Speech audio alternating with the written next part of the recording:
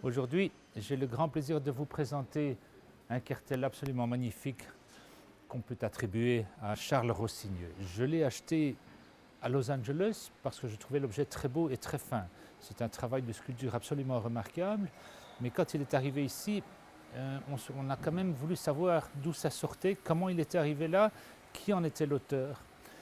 Grâce à mes collègues de la Chambre nationale des experts spécialisés, j'ai fait appel à ma collègue, qui est surtout ma collaboratrice documentaliste, qui était Chantal Granger, et qui a fait la recherche à Paris pour essayer de trouver d'où ça pouvait sortir et qui en était l'auteur. Nous pensions au départ que c'était originaire de la Forêt-Noire. Et dans ces rencontres et dans ces recherches, elle a croisé un autre de nos membres qui est spécialiste dans les arts décoratifs de la fin du 19e siècle, qui est Olivier Hurstel. Olivier, en voyant la photo de l'objet, a dit tout de suite « ça, c'est Charles-Henri Rossigneux. Va voir au musée des arts décoratifs, tu trouveras toute la documentation. » Chantal est allée au musée des arts décoratifs et a trouvé des dessins originaux de Charles Rossigneux, qui étaient des lettrines ou des décorations pour mettre dans des ouvrages de l'époque. On parle ici de la deuxième moitié du 19e siècle. Et en cherchant un petit peu plus loin, on a trouvé que c'était des illustrations du Nouveau Testament édité par Hachette. Je me suis mis en chasse pour trouver une édition originale et effectivement j'ai pu m'en procurer une édition originale de l'époque. Quand on regarde les têtes de chapitre, les lettrines et les culs de lampe, on se rend compte que sans aucun doute c'est le même illustrateur qui a fait le travail. On y retrouve tous les motifs de dragons, de chimères, les grenades, les feuilles d'acanthe, les volutes, le blason, les rinceaux, tout y est. Alors Charles Rossigneux est quelqu'un de très intéressant parce que c'était un décorateur, c'était un architecte, c'était aussi un dessinateur de très grand talent, qui était le spécialiste français de ce genre de décoration.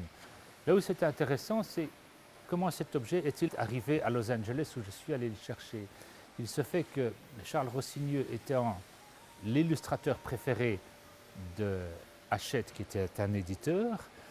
Hachette lui avait demandé de décorer l'intérieur de son nouvel hôtel de maître et toute une série d'objets qu'il a créés, et fort probablement celui-ci par la même occasion.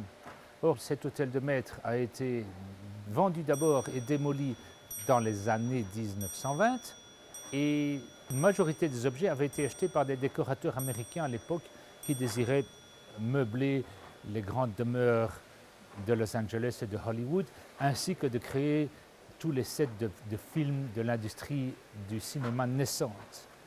Mon rêve, c'est d'un jour retrouver cet objet comme décor d'un film des années 20, mais ça, je dirais que c'est un rêve peut-être illusoire.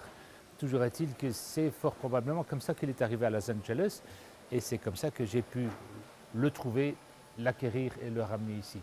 C'est en fait une vraie découverte et un vrai travail de détective fait par les experts de notre chambre. C'est une collaboration entre nous quatre. C'est pour ça que je le présente aujourd'hui. Charles Rossigneux, grand cartel en bois, 1,50 m de haut, et avec tous les décors qui vont avec. En tant qu'expert associé à la Chambre de la CNES, en fait, je suis restauratrice du patrimoine. Alors, le bois n'est pas du tout ma spécialité, mais je peux déjà en fait apporter quelque chose sur cet objet qui a été dessiné par Charles Rossigneux, puisque ma sensibilité, c'est surtout les matériaux. Alors, qu'est-ce qu'on voit en fait chez Charles Rossigneux, c'est que effectivement, c'était un architecte et il avait une très bonne conscience justement de la matérialité et des possibilités en fait, de chaque matériau. Et ici, en l'occurrence, sur ce cartel, on voit justement un travail de plein et de déliés et même des points tout à fait très fins dans le noyer qui sont encore tout à fait structurellement stables et qui dénotent en fait sa bonne connaissance des matériaux. On voit ça aussi sur le travail qu'il a effectué avec la Maison Christophe. Donc il a été appelé dès 1855, je crois, à travailler avec eux et proposer donc des dessins pour des services de table. Et là encore, on voit tout son génie de s'adapter à tout ce qui va être probablement les chaînes de fabrication qu'il va y avoir, en tout cas le respect des chaînes de fabrication pour arriver à un objet en métal, et en l'occurrence ici de l'argent. Ces collections, par exemple, sont reconnues et ont intégré le musée des arts décoratifs et le musée d'Orsay, entre autres. Voilà.